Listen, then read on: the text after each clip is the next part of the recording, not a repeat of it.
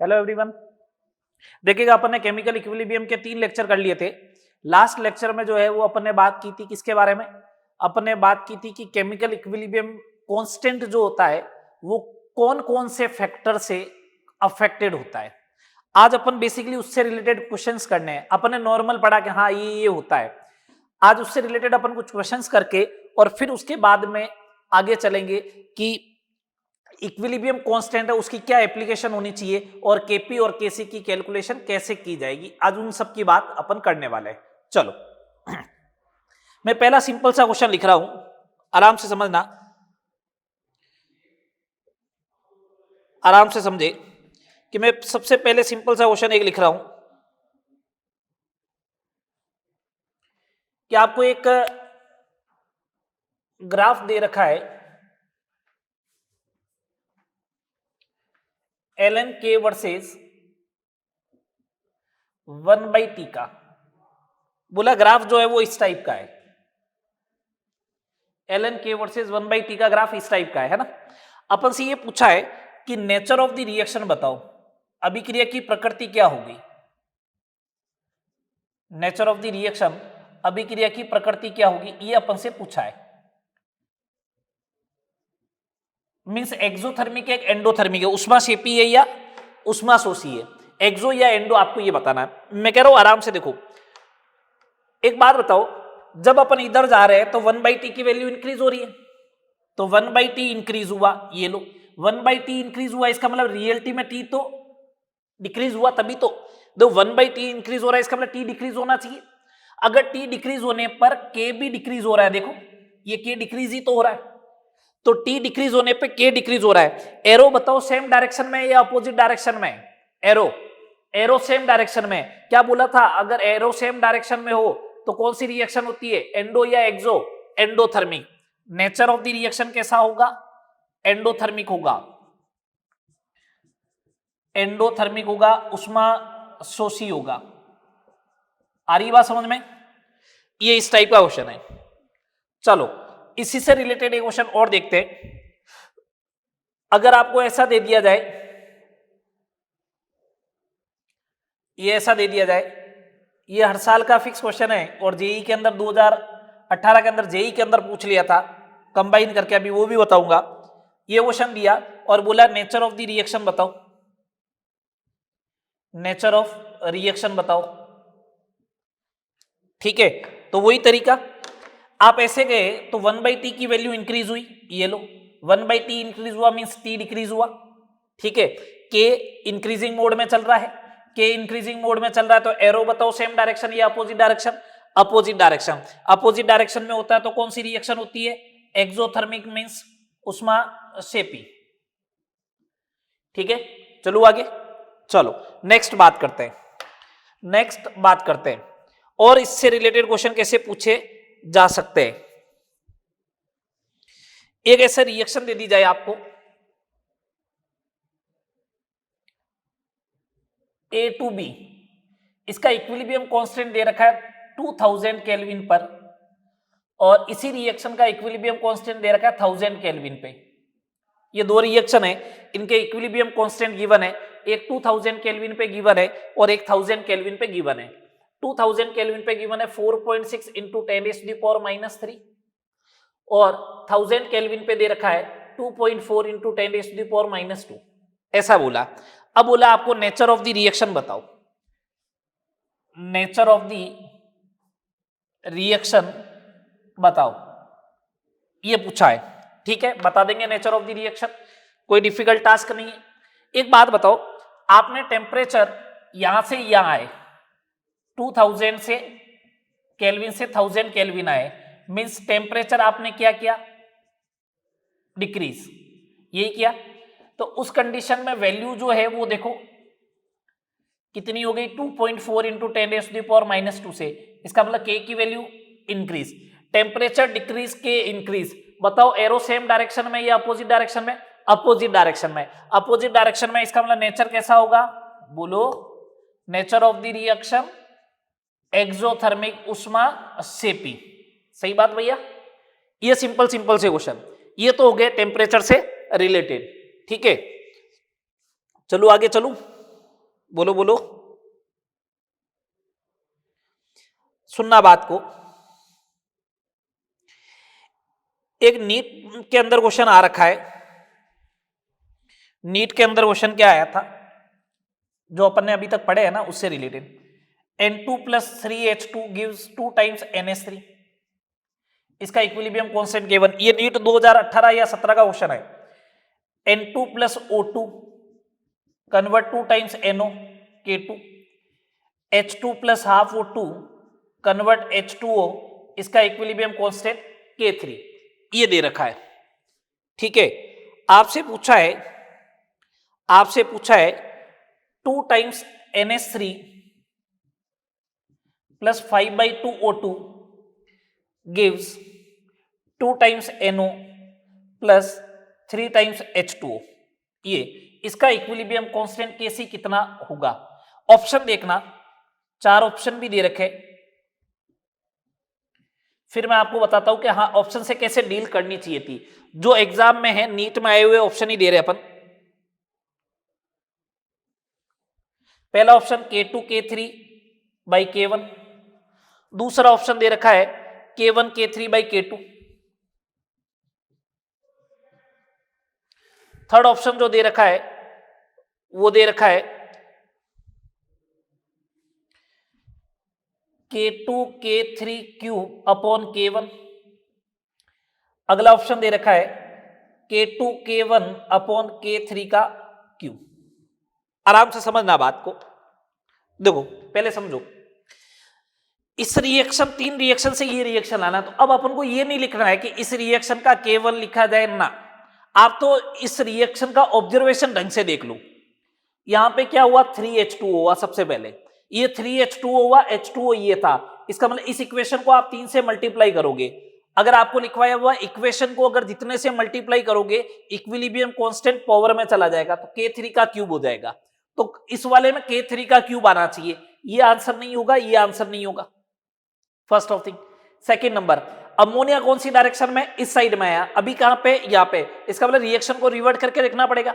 जैसे रिएक्शन को रिवर्ट करोगे तो इसका इक्विलिब्रियम कांस्टेंट 1 हो जाएगा। तो अभी K1 है तो क्या हो जाना चाहिए, 1/K, बोलो। तो अपॉन में K1 आएगा, ये रहा अपॉन में K1, और K3 का आना चाहिए क्यूब। इसका मतलब आंसर क्या हो जाएगा, सी आंसर हो जाएगा। समझ में आई बात, आंसर क्या हो जाएगा, सी हो जाएगा। चलो आगे, चलो नेक्स्ट प्रॉब्लम देखे। एक और क्वेश्चन देखना इससे रिलेटेड ही, इसी से रिलेटेड एक क्वेश्चन और देखो।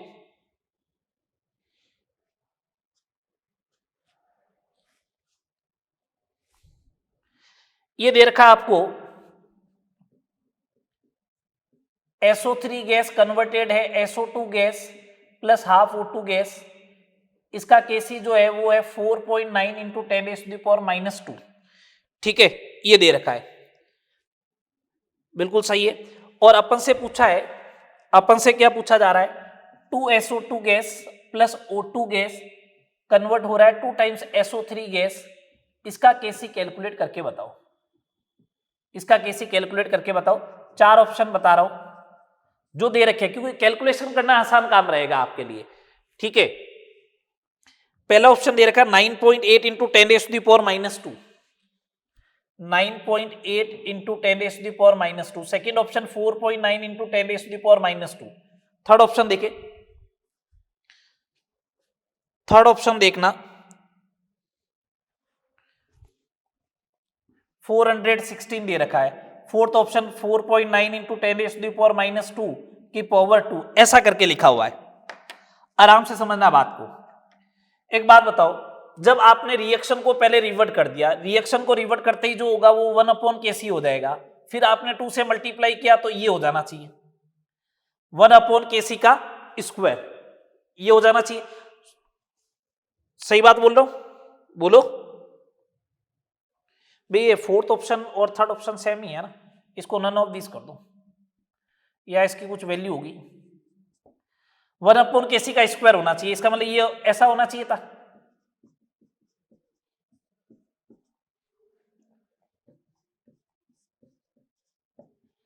$10,000 ले लो, यही होगा। अब सुनना, सही है क्या? अच्छा 4.9 का स्क्वायर, ओके। सुनना आराम से, अगर ये 5 होता तो 5 इंटू 5 कितना होता? 25। 25 होता तो 400 आ जाता एग्जैक्ट। 25 होता तो आंसर कितना आ जाता? 400। लेकिन अपॉन में 25 है नहीं, तो आंसर 400 से ज्यादा ही आना चाहिए ना। तो आंसर 400 से ज्यादा 416। इसका फोर्थ ऑप्शन मेरे को मालूम नहीं, इसके अंदर क्या लिख रखा है, 416 आ जाएगा। समझ में आ गई बात? तो एक रिएक्शन दे रखी थी, दूसरी रिएक्शन का केस ही पूछा, तो मैंने कल आपको ये समझाया था ना कि आप भी तो आपको जो है वो मैं K1 K2 के टर्म्स में करवा रहा हूं। हो सकता है आपको वहां पे कुछ वैल्यू लिखी हुई है, देखो ये वैल्यू लिखी हुई है, इस क्वेश्चन को ऐसे टैकल करना चाहिए था। ये नीट में आ चुका है, ये वाला क्वेश्चन नीट में आ चुका है, नीट में आए हुए क्वेश्चन को अपन ने आज डिस्कस किया है। चलो अब आगे अपन नेक्स्ट बात करने वाले हैं इक्विलिब्रियम कांस्टेंट केसी और केपी की एप्लीकेशन पार्ट क्या होगा। आओ एप्लीकेशन पार्ट पे बात करते हैं।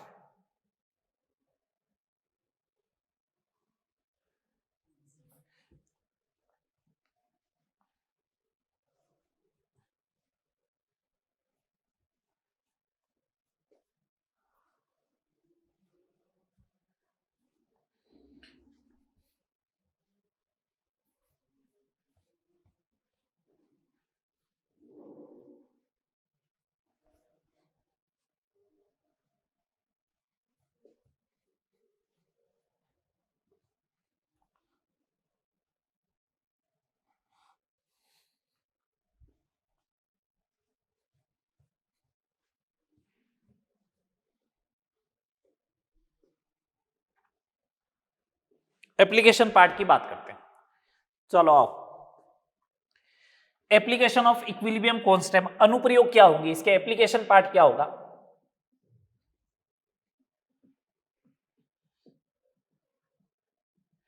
एप्लीकेशन ऑफ इक्विलिब्रियम कांस्टेंट, साम्य अवस्था स्थिरांक के अनुप्रयोग, साम्य अवस्था स्थिरांक के अनुप्रयोग, एप्लीकेशन ऑफ इक्विलिब्रियम कांस्टेंट। समझना बात को, पहला एप्लीकेशन बड़ा इंग्लिश में याद है ना, पहला application predict the extent, predict the extent of the reaction, extent of the reaction. इसका मतलब क्या, predict the extent of the reaction का मतलब क्या वो समझना पहले तो आप, ठीक है, समझो बात को आराम से कि predict the extent of the reaction का मतलब क्या होता है कि कोई रिएक्शन जो होगी वो कितनी फॉरवर्ड में जा चुकी है या कितनी बैकवर्ड में ही पड़ी है, उसको अपन बोलते हैं कि प्रिडिक्ट करो कि रिएक्शन का एक्सटेंट कितना है, वो फॉरवर्ड में कितनी गई है या बैकवर्ड में कितनी रही है, अग्र अभिक्रिया में कितनी गई है या पश्च अभिक्रिया में ही रही है क्या। तो कैसे आइडिया चलेगा, कैसे आइडिया चलेगा वैल्यू ऑफ केसी या केपी देख के आपको, सुने बात को। Case first, value of equilibrium constant के, मतलब केसी केपी कुछ भी अगर ग्रेटर देन हो 10⁻³ से, आराम से समझना 10⁻³ आएगा कैसे, 10⁻³ आएगा कैसे ये समझना पहले तो। मैंने कहा देखो एक रिएक्शन लिखता हूं साइड में, आर कन्वर्टेड हो रहा है पी में, ये लोड साहब लिख दिया मैंने, R converted into P. Starting में अगर ये 100 लिया, ये 0 है, ये 100 में से 99.9 चला जाए तो यहाँ पे 99.9 बनेगा। इसका केसी या के लिखोगे तो 99.9 अपॉन 0.1, ये हो गया 100 अपॉन 0.1। इसका मतलब 10⁻³ आएगा या नहीं आएगा बताओ। मैंने तो ये जनरल आइडिया लिया है, अगर के की वैल्यू जो है वो ग्रेटर देन इक्वल टू 10⁻³ हो, अगर ऐसा दे रखा है, इसका मतलब रिएक्टेंट 99.9% रिएक्ट कर चुका है, रिएक्टेंट क्रियाकारक 99.9% रिएक्ट कर चुका है, फॉरवर्ड में चला गया। बोलो तो रिएक्शन अब आपने देखी उस समय बताओ, रिएक्शन ऑलमोस्ट फॉरवर्ड डायरेक्शन में ही तो है, लगभग अग्र दिशा में ही तो है, पश्चिम दिशा में तो कुछ बचा ही नहीं, यही तो बोलोगे। तो अगर के की वैल्यू 10⁻³ या इससे ज्यादा है तो reaction almost in forward direction, reaction almost in forward direction, ठीक है। तो इसका कंक्लूजन ये होगा कि k is greater than 10⁻³ then reaction almost in forward direction, अग्र अभिक्रिया में होगा, अग्र दिशा में है, लगभग अग्र दिशा में पूर्ण हो चुकी है। सुनना बात को, इक्विलिब्रियम पे बात करोगे प्रोडक्ट और रिएक्टेंट में से ज्यादा कौन होगा? प्रोडक्ट की कंसेंट्रेशन जो होगी वो रिएक्टेंट के कंपैरेटिव में बहुत ज्यादा होगी। ये लो, अगर कोई बहुत ज्यादा बनता है तो उसका रीजन क्या होता है? अगर कोई बहुत ज्यादा बनता है तो उसका रीजन क्या होता है? वो स्टेबल ज्यादा है। तो मैं ऑर्डर ऑफ स्टेबिलिटी की मैं बात करूं तो स्टेबिलिटी जो होगी वो P की ज्यादा होगी एज कंपेयर टू R। तभी तो बन रहा है, स्थायित्व P का ज्यादा है, स्टेबिलिटी P की ज्यादा है, तभी तो वो बन रहा है, अदरवाइज बनता ही नहीं, अदरवाइज वो बनता ही नहीं। ये बात समझ में आ रही है? तो P की स्टेबिलिटी R के कंपेरेटिव में क्या होगी? ज्यादा होगी। बात क्लियर? चलो आगे, अभी इसके एप्लीकेशन पार्ट काम में लेंगे। ये केस फर्स्ट हुआ, केस सेकंड की बात करते हैं। केस सेकंड की बात करते हैं। ये लो केस सेकंड भैया, अगर k की वैल्यू लेस देन 10⁻³ हो, इसका रिवर्ट केस हो गया। 10⁻³ तभी आएगा जब ऊपर 0.1 हो, अपॉन में 100 हो या 99.9 हो। तो इसका मतलब रिएक्शन कौन सी डायरेक्शन में है? Almost in backward direction.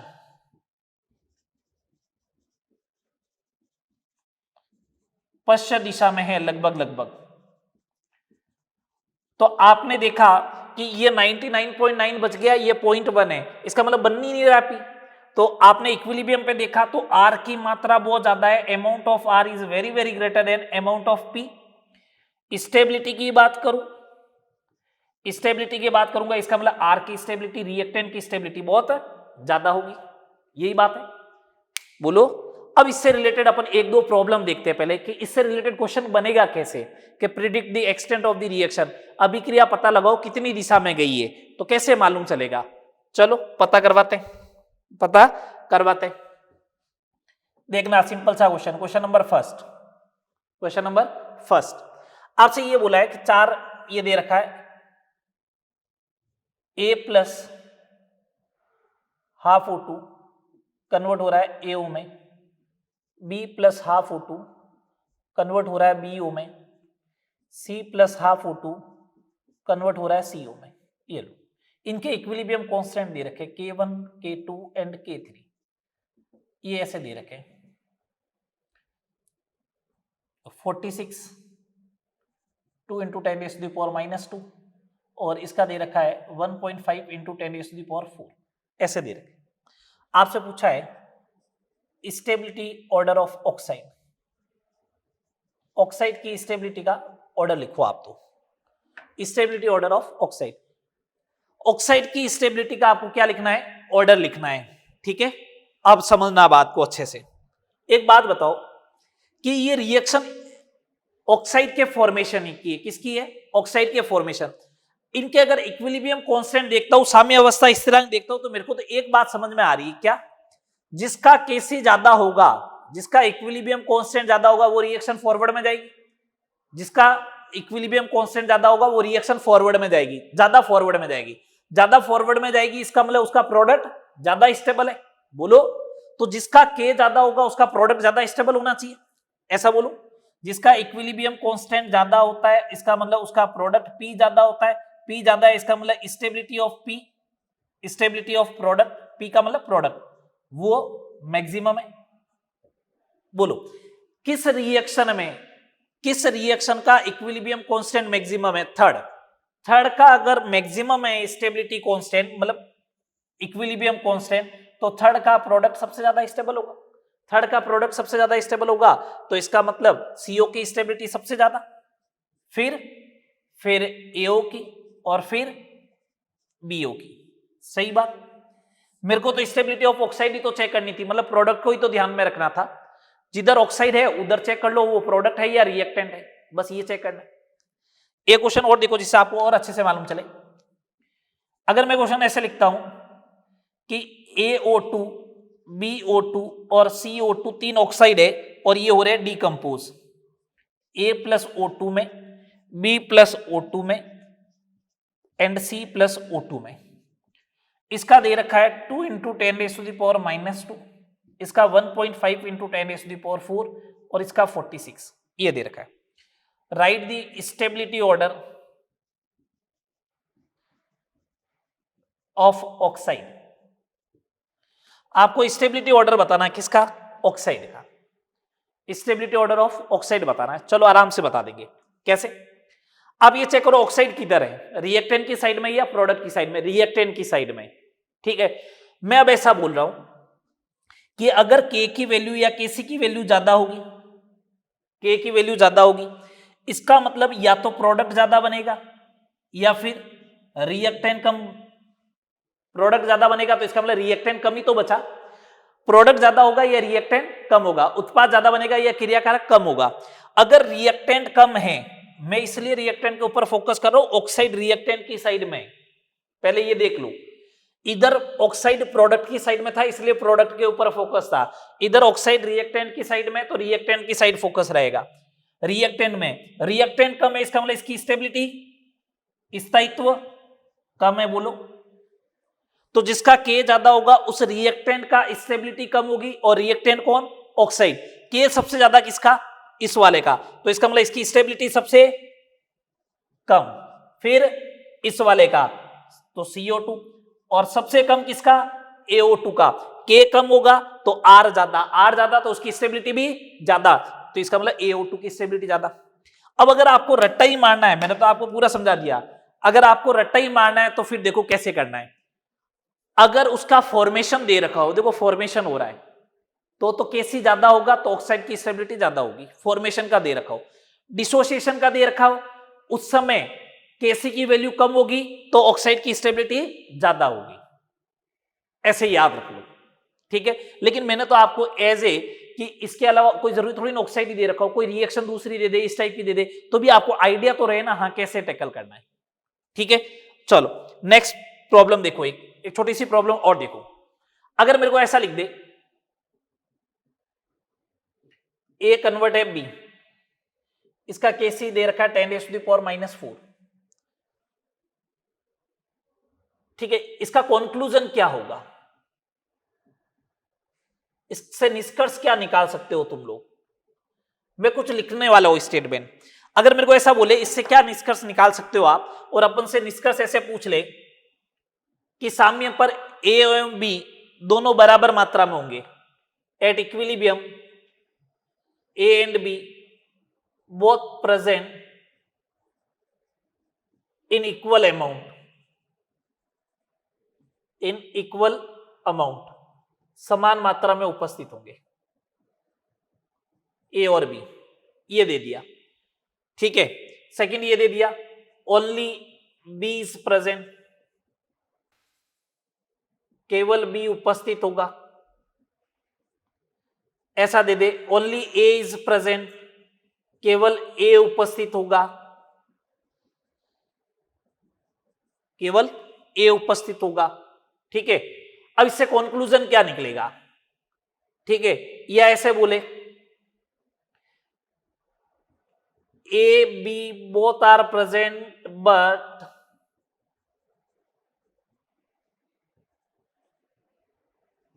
A is dominating, A एवं बी दोनों प्रेजेंट है, ए जो है वो अधिक होगा, ऐसे ऑप्शन लिखे हुए आ जाए, ठीक है। तो देखो क्या करना है, ओनली ए और ओनली बी होता तो फिर तो रिएक्शन तो इरिवर्सिबल हो जाती, रिएक्शन कैसी, रिवर्सिबल या इरिवर्सिबल, रिवर्सिबल है, तो ये तो स्टेटमेंट गलत है भैया। अच्छा, समान मात्रा में होने चाहिए थे, समान मात्रा में होते तो फिर तो केसी एक आ जाता ना, ये भी नहीं। अगर केसी की वैल्यू जो है अगर वो 10⁻³ से कम आ रही है, इसका मतलब रिएक्टेंट बहुत ज्यादा मात्रा में होगा, और रिएक्टेंट कौन है, ए, इसका मतलब ए डोमिनेटिंग होना चाहिए, तो अपना आंसर क्या आएगा, अपना आंसर क्या आएगा 4। समझ में आई बात, ये इस टाइप के क्वेश्चन बनेंगे। चलो आगे, ये फर्स्ट एप्लीकेशन हुई predict the extent of the reaction, आपको अभिक्रिया की मात्रा का पता लगाना कि अभिक्रिया कितनी उस दिशा में गई है। चलो नेक्स्ट बात करते हैं, सेकंड एप्लीकेशन।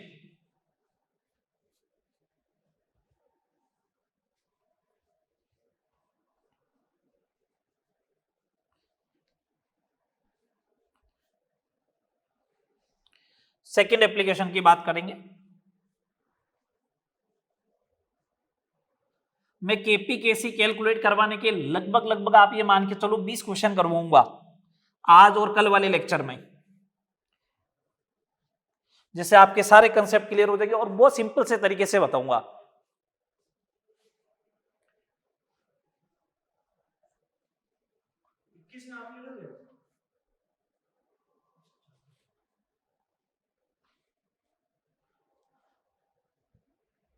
ठीक है, चलो आगे, चलो सेकंड एप्लीकेशन की बात करते हैं।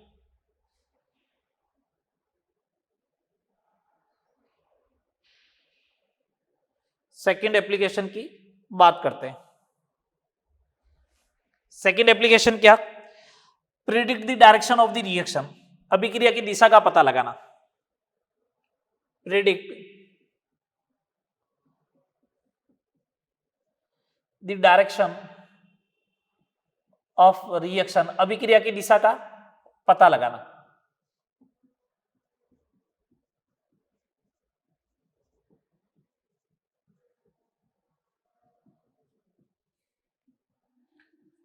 आपको यह प्रिडिक्ट करना है कि रिएक्शन की डायरेक्शन क्या होगी किसी पर्टिकुलर टाइम पे। सुनना बात को, सुने, दो चीजें होती है। केसी जो होता है वो प्रोडक्ट अपॉन रिएक्टेंट होता है, कहां पे? एट इक्विलिब्रियम, ठीक है। और इस केसी को अपन क्या बोलते हैं? Equilibrium constant. क्या बोलते हैं? Equilibrium constant. एक होता है Q, ये होता है P बाई आर। ये क्या होता है? P by R. बोलो, ये होता है Q बाई आर। इसको अपन बोलते हैं, इसको अपन बोलते हैं रिएक्शन। ये किसी पर्टिकुलर टाइम पे, at any time, at any time, कहीं भी। हिंदी में मैं बोलूं कहीं भी कभी भी, सिंपल सी बात है, कहीं भी कभी भी। इससे ऐसे याद रखो, एनी टाइम वगैरह याद नहीं रहे, कहीं भी कभी भी खड़े हो तो वो क्यू डिफाइन होगा। इसको अपन बोलते हैं क्यू को रिएक्शन कोएफिशिएंट, रिएक्शन कोएफिशिएंट बोलते हैं, ठीक है। अभिक्रिया गुणांक बोलेंगे, रिएक्शन कोएफिशिएंट। फर्क क्या है दोनों में? ये P बाई आर है, ये भी P बाई आर है। जैसे केसी कैलकुलेट करते हैं वैसे के वैसा Q भी कैलकुलेट करना है, लेकिन बेसिक डिफरेंस ये है कि केसी तो इक्विलिब्रियम पे ही डिफाइन होगा, Q किसी भी पर्टिकुलर जगह पे। तो इसका मतलब ऐसा बोलूं, आपने किसी पर्टिकुलर जगह पे कैलकुलेट किया तो वो Q हो जाएगा, लेकिन जैसे इक्विलिब्रियम पे कैलकुलेट किया तो Q खुद क्या बन जाएगा? केसी या केपी के बराबर बन जाएगा, ठीक है। एक बात ध्यान रखना, सबसे स्टेबल जो जगह है वो है इक्विलिब्रियम। सबसे स्टेबल जगह कौन सी है? इक्विलिब्रियम। तो वो तो चाहता है कि मैं कैसे भी करके इक्विलिब्रियम पे पहुंचूं, वो तो चाहता है कि मैं कैसे भी करके कहां पे पहुंचूं? इक्विलिब्रियम पे पहुंच जाऊं, ठीक है बात। तो आपको हमेशा मुंह किसकी तरफ करना है? इक्विलिब्रियम की तरफ मुंह करना है।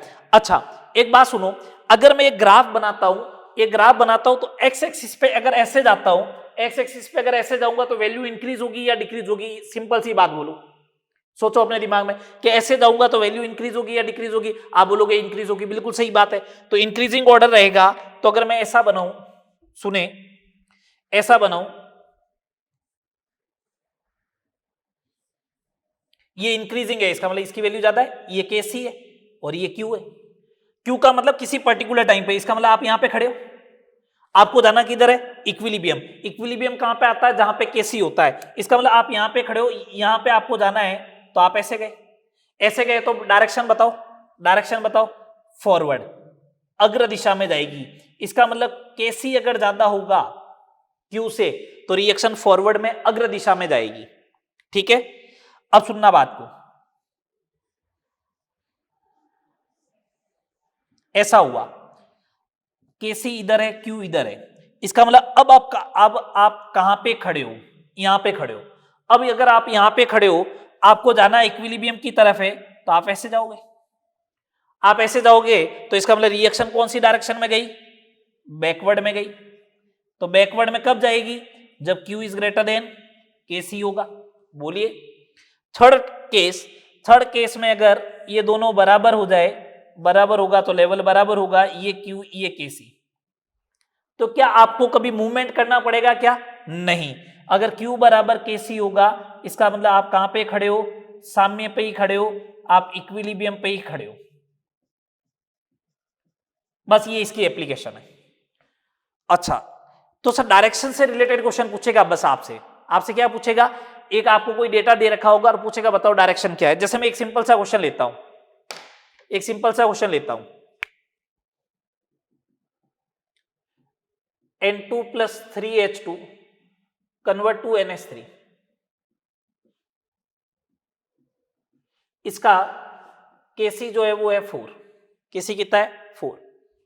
पर्टिकुलर टाइम पे,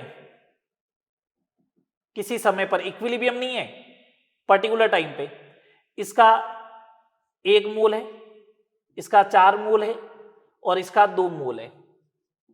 कौन से लीटर में? 2 लीटर के कंटेनर में। वॉल्यूम कितना है? 2 लीटर। वॉल्यूम कितना है?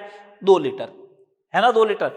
तो सुनना बात को, अब पूछेगा कि बताओ डायरेक्शन ऑफ द रिएक्शन क्या होगी, अभिक्रिया की दिशा क्या होगी इस पर्टिकुलर टाइम पे। तो मैंने कहा ये काम करो, क्यूसी कैलकुलेट कर लो आप। तो क्यू क्या होगा? अमोनिया का एक्टिव मास सक्रिय द्रव्यमान का स्क्वायर अपॉन N2 का और H2 का क्यू। अच्छा, अमोनिया का कितना होगा? 2 मोल है, अपॉन आयतन कितना है, वॉल्यूम कितना है? 2।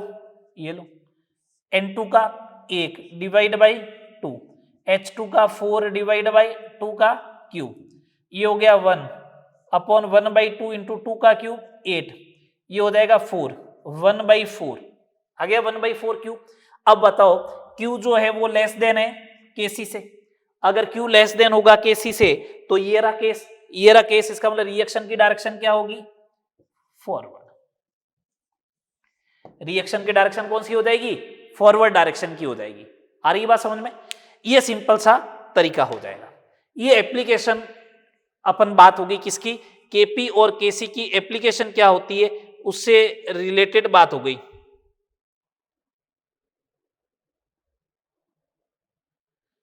ठीक है, चलो आगे बात करते हैं।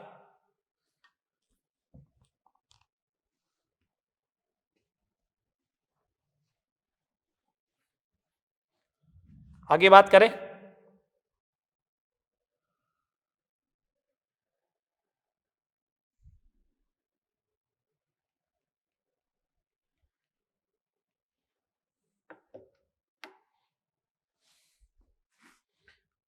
अब अपन बात करेंगे calculation of KP and KC. Calculation of KP and KC की।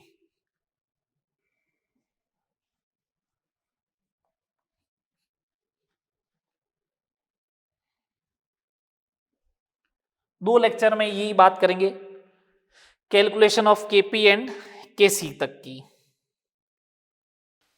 चलो नेक्स्ट बात करते हैं calculation of KP and KC की। Calculation of KP and KC, KP और केसी की गणना करना, केपी एवं केसी की गणना करना। आराम से सिंपल सा टॉपिक है, समझना। एक दो जनरल फॉर्मूले लिख देता हूं सबसे पहले। जनरल फॉर्मूला,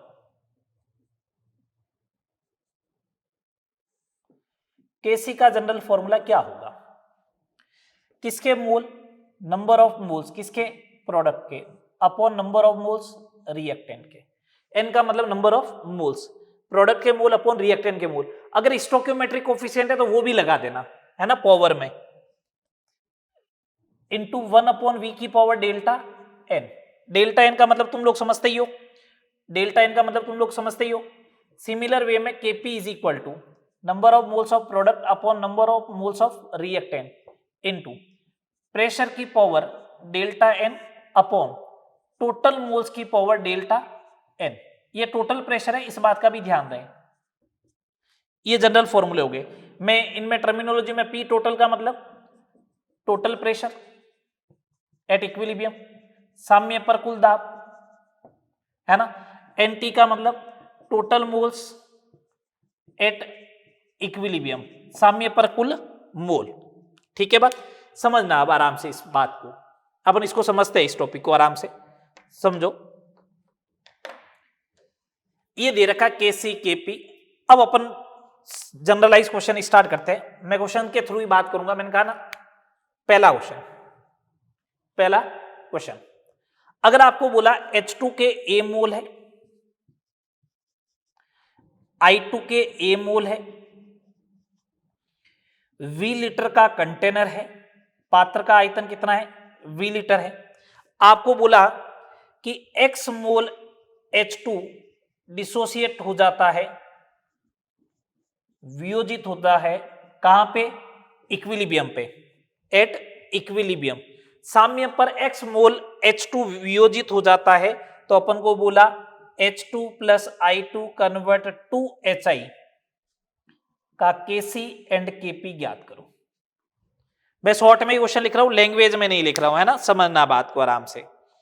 मैंने ये बोला कि A mole H2 A mole I2 V litre के कंटेनर में है और X मोल H2 उसमें से वियोजित या डिसोसिएट हो जाता है, तो बताओ इस रिएक्शन का, इस इक्विलिब्रियम का KC और KP कैसे लिखोगे।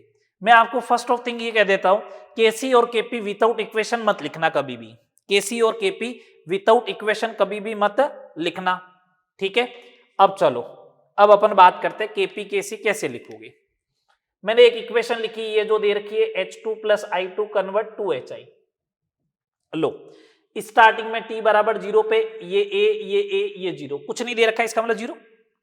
T equal to equilibrium time पे इसने बोला X मोल H2 वियोजित हो जाता है, तो ये कर दिया A माइनस X। यहां से X जाएगा, और सुनना, इसको B करो भैया, इसको B कर दो, इसको B कर दो, तो ये क्या हो जाएगा B माइनस X, और यहां पे कितना हो जाएगा 2X, हो गया 2X। अच्छा, इसका KC कैलकुलेट करो। HI के मोल का स्क्वायर लिखना है अपन को, upon number of moles of H2 into number of moles of I2 into 1 upon V की पावर डेल्टा n, यही होगा इसका KC। चलो, KC is equal to HI के मोल का स्क्वायर 2X का स्क्वायर अपॉन H2 का A माइनस X, इसका B minus X into 1/V, delta n कितना है, 2 में से इधर भी 2, 0, तो KC is equal to 4X square upon A minus X into B minus X, ये आएगा। KC is equal to 4X square upon A minus X into B minus X हो जाएगा। बोलिए, बोलो भैया, आ जाएगा। चलो आगे, ये KC हो गया, ये KC हो गया। चले आगे। अब एक बात बताओ मेरे को, एक बात बताओ कि जब ये रिएक्शन है तो इसका डेल्टा Ng अगर 0 है, तो डेल्टा Ng अगर 0 होगा तो KC और KP बराबर, तो ये KP भी होगा KC भी होगा, ये इस रिएक्शन का KC भी होगा और KP भी होगा। बोलो, होगा या नहीं होगा। ये इस रिएक्शन का KP और KC दोनों हो जाने चाहिए ना। बोलिए, आ गया समझ में ये क्वेश्चन। चलो आगे, चलो सेकंड नंबर क्वेश्चन की बात करते हैं। अब अपन सेकंड नंबर क्वेश्चंस की बात करते हैं।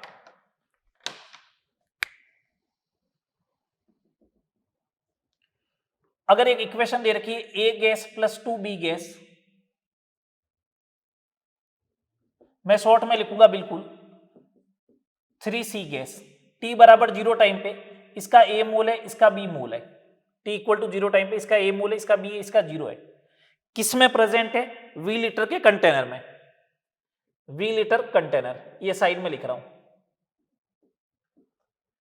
Eight equilibrium X mole B dissociated, KP और KC कैलकुलेट करना है। X मोल क्या हो गया, B डिसोसिएटेड हो गया। आराम से समझना। एक बात बताओ, एक बात बताना, V लीटर का कंटेनर है, इक्विलिब्रियम पे X मोल B डिसोसिएटेड हो गया, यही बात हुई। तो सुनना, पहले डेल्टा Ng चेक कर लो। डेल्टा Ng कितना है इसका 0, डेल्टा Ng 0 है तो वॉल्यूम का कोई रोल नहीं, KC और KP बराबर। चलो ठीक है, इक्विलिब्रियम जब आया तो इसने कहा B माइनस X हो जाएगा, ठीक है। तो आपको मालूम होगा यहाँ पे A माइनस X/2 होना चाहिए और यहाँ पे 3X/2 आएगा। बोलो, 3x/2 आएगा। चलो केसी जब लिखोगे तो 3x/2 की power 3 upon a minus x/2 into B minus x का स्क्वायर। इस केसी को अगर अपन सोल्व करें तो 3 का cube 27x³ upon 4 into a minus x/2 into B minus x का स्क्वायर। ये केसी होगा तो ये इस अभिक्रिया का केपी भी होगा, ये इस रिएक्शन का केपी भी होगा, क्योंकि इस रिएक्शन का केपी और केसी जो है वो क्या रहेंगे, कांस्टेंट रहेंगे। बोलो, इस रिएक्शन के केपी एंड केसी क्या रहेंगे, इक्वल रहेंगे, सेम रहेंगे। चलो आगे थर्ड नंबर प्रॉब्लम देखते हैं। थर्ड नंबर प्रॉब्लम देखते हैं, देखो एक मिनट। चलो नेक्स्ट प्रॉब्लम देखें, नेक्स्ट प्रॉब्लम देखें, प्रॉब्लम नंबर 3। छोटी छोटी सी प्रॉब्लम है। 3a गैस है, कन्वर्ट हो रहा है b gas plus c gas plus d gas में, है ना। t इक्वल टू 0 टाइम पे इसका स्मॉल a मोल दे रखा है, इसका 0 है, इसका c मोल है, इसका 0 है। आपको बोला देखो वॉल्यूम का कोई रोल ही नहीं है। At equilibrium x mole b is form, calculate KC and KP. KC और केपी बराबर भी होगा, ये आपको भी मालूम है ना। केसी और केपी बराबर होगा, ये आपको मालूम है। तो सुने अब आराम से, आप क्या करोगे, यहां पे x मोल बनाए, इसका मतलब यहां से a माइनस 3x टूटेगा, यहां पे x बनेगा तो c पहले से था, अब x बन गया, इधर x बन गया, ये इक्विलिब्रियम टाइम पे आ गया। तो केसी लिखो केपी लिखो, एक ही बात है, ये x हो जाएगा, ये c प्लस x हो जाएगा, ये x हो जाएगा अपॉन a माइनस 3x का क्यूब। बस अब मैंने तो ये एबीसी में करवाया, ये इन्हीं क्वेश्चंस में क्या दे रखा होगा आपको, इन्हीं क्वेश्चंस में क्या दे रखा होगा, a की वैल्यू दे रखी होगी, x की वैल्यू दे रखी होगी, c की वैल्यू दे रखी होगी, केसी केपी कैलकुलेट करवा लेगा आपसे। समझ में आ रही बात, ऐसे केसी और केपी कैलकुलेट करवाएगा। चलो एक क्वेश्चन और देखो, उसके बाद जो है एक क्वेश्चन और देखो आज का, उसके बाद नेक्स्ट वाली क्लास में अपन जो है कल जो करेंगे उसमें मैंने आपको कहा था 20 क्वेश्चन करवाने हैं, तो सारी प्रॉब्लम्स डिस्कस कर लेंगे आराम से। चलो मैंने क्वेश्चन लिखा, ये 2HI कन्वर्ट हो रहा है H2 प्लस I2, इसका इक्विलिब्रियम कांस्टेंट Kp है। Degree of dissociation of HI वो है अल्फा। HI का वियोजन की कोटि जो है वो अल्फा है, तो alpha in terms of Kp क्या होगा, Kp के पदों में अल्फा को लिखना है, means alpha is equal to क्या होगा, और उस सामने वाली साइड में ओनली फॉर क्या हो, Kp हो। समझे आराम से पहले इस क्वेश्चन को। ये 2HI है, कन्वर्ट हुआ H2 प्लस I2, आपके मर्जी आए जितने मोल लिखो, मेरे को कोई फर्क नहीं पड़ता है, एक मोल लिख रहा हूं, इधर 0 0। एक बात बताओ, T equal to equilibrium time पे ये 1 माइनस अल्फा होगा, क्योंकि डिग्री ऑफ आयोनाइजेशन या डिग्री ऑफ डिसोसिएशन जो होता है वो एक मोल में से, तो एक मोल में से तो अल्फा ही टूटेगा, तो यहाँ पे अल्फा/2, यहाँ पे अल्फा/2। Kp Kc बराबर होंगे अल्फा/2 इंटू अल्फा/2 अपॉन 1 माइनस अल्फा का स्क्वायर, स्क्वायर रूट ले लो, तो इधर से हो जाएगा अल्फा/2 अपॉन 1 माइनस अल्फा, ये होगा। ये 2 times root Kp is equal to alpha upon 1 minus alpha, revert कर दो, 1 by alpha minus 1 is equal to 1 upon 2 times root Kp, तो 1 by alpha is equal to 2 root Kp प्लस 1 upon 2 root Kp, तो alpha is equal to 2 times root Kp अपॉन 1 plus 2 times root Kp, ये आ जाएगा। बोलो, ये आ जाएगा आपका बेसिकली अल्फा, तो alpha in terms of Kp ऐसे आएगा। बात क्लियर सारी। ये अपना आज का लेक्चर यहां तक ही रखेंगे। नेक्स्ट लेक्चर में 15 क्वेश्चन में और करवाऊंगा Kp और Kc से रिलेटेड, प्योरली न्यूमेरिकल पार्ट चलेगा नेक्स्ट लेक्चर में। फिर उसके बाद जो है वो अपन बात करेंगे किसकी, ली चैटेलियर प्रिंसिपल की, लास्ट लेक्चर में। ठीक है, यहां तक करना, मिलते हैं नेक्स्ट लेक्चर में।